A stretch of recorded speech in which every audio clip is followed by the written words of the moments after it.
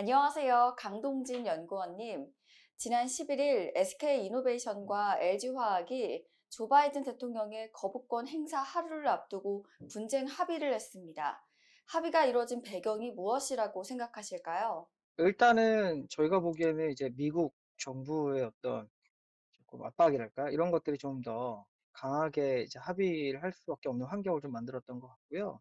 사실 미국 정부 입장에서는 지금 상황에서 뭐 거부권을 쓰기도 좀 애매하고 또 안 쓰자니 전기차 쪽에 대해서 드라이브를 걸어야 되고 공급망을 안정시켜야 되는 그런 입장에서 상당히 좀 부담스러웠을 겁니다. 그래서 그 뭐 최근에 이제 나온 얘기들이지만 뭐 지난주 이제 뭐 좀 넘어가기 시작을 하면서 거의 뭐 시간마다 이제 컨퍼런스 콜 하고 있다 뭐 그런 식으로 뉴스 기사들이 나오기도 했었었는데 그런 것들이 조금 그 합의를 이루는데 제일 중요한 역할을 하지 않았나 싶습니다.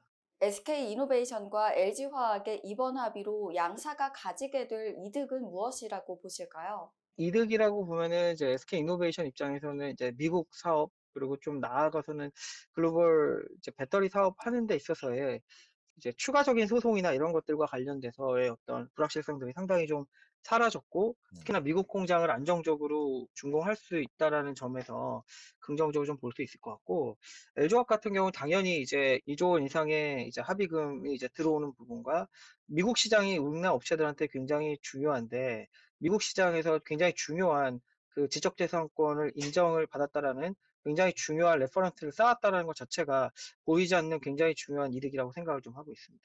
SK이노베이션과 LG화학 분쟁 합의에 대해서 일부 언론사들이 SK이노베이션이 이득이었다고 언급하더라고요.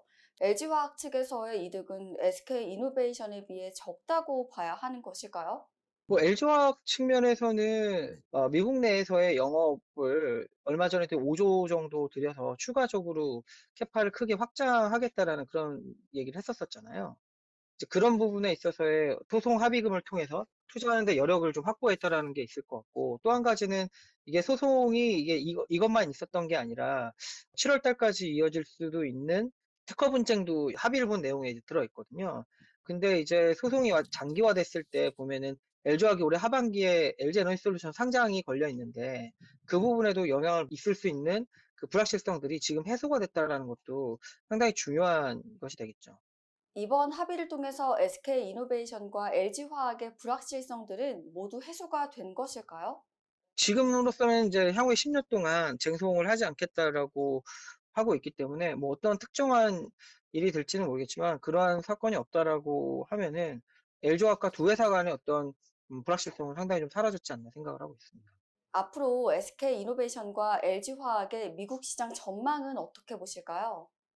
SK이노베이션 같은 경우는 첫 번째 폭스바겐하고 이제 포드 공장이 2022년, 2023년에 돌아가기 때문에 하추면 20기가 정도 됩니다. 그쪽에서 어떻게 보면 상당히 매출액이나 이런 것들을 빠르게 올릴 수 있다라는 그리고 소송이 끝났기 때문에 안정적으로 될 수 있다라는 점에서 긍정적인 것 같고 LG화학은 이제 머지않아서 GM과 이 공장에 대한 어나운스가 좀 나오게 될 것 같고 향후에 이제 GM과 이 공장 이외에도 추가적으로 한 70기가 정도 증설을 하겠다는 얘기를 했는데 그 부분에 대해서도 이제 하나씩 구체화되는 부분들이 미국 사업을 얼마나 확대할 수 있는가에 중요한 게 저희가 좀 참고할 수 있는 요인이 될 수 있을 것 같습니다. 지난 방송에서 SK이노베이션과 LG화학의 경우 불안정성이 남아있어서 구체적인 주가 전망 언급을 안 해주셨는데 이 앞으로의 주가 전망은 어떻게 보실까요?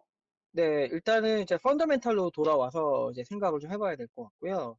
이제 펀더멘탈이라고 하면은 이제 SK 이노베이션의 배터리 사업, 그다음에 LG화학의 배터리 사업 이런 것들을 좀 비교해서 생각을 해보면 어쨌든 우리가 폭스바겐 파워데이 이후로 파우치셀에 대한 우려가 좀 더 커진 거는 이제 사실이지 않습니까? 근데 LG화학 같은 경우는 파우치셀에서 가장 중요한 고객이라고 할 수 있는 GM과 이제 협력 관계를 통해서 안정적으로 할 수 있는 부분들을 좀 많이 가져가고 있고 향후에도 뭐 JV나 이런 것들이 추가적으로 좀 나올 수 있을 것 같고 또는 이제 원통인 배터리가 있기 때문에 이제 테슬라라든지 최근에 이제 BMW라든지 이런 쪽으로 좀 다변화할 수가 있고 그다음에 ESS 사업 같이 사업 자체가 이제 다변화되어 있는 부분도 있는데 SK 이노베이션 같은 경우에는 이제 파우치밖에 없다라는 점에서 과연 이 파우치 셀이 약간은 이제 위기가 있는 상황을 어떻게 이제 해소할 수 있을까라는 거고요.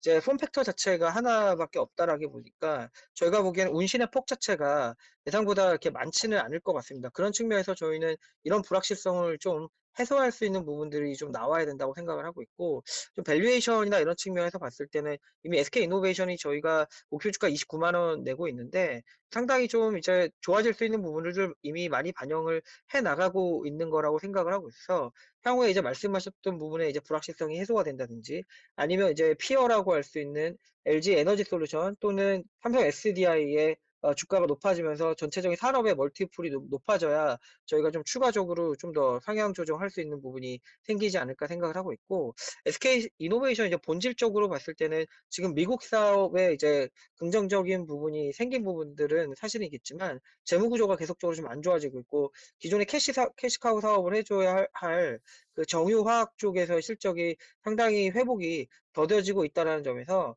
향후 자금 조달을 어떻게 해야 될지 이런 부분도 좀 관건이라고 생각을 하고 있습니다.